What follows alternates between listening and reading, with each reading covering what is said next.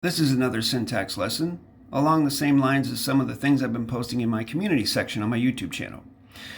So this shows another example of what appears to be correct sentence structure, but is not correct sentence structure. And by that I mean, whoever authored this wants the viewer to think that colon space grammar hyphen love means for the grammar hyphen love, as evidenced by the address of the website up in the top there that you see, for the grammar hyphen love.com.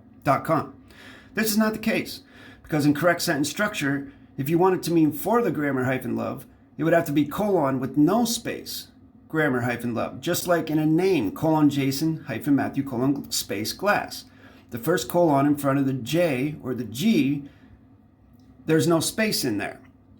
So, hope this helps. If you have any questions, feel free to email me at jasonmatthewg17@gmail.com or check out my YouTube channel. Thank you.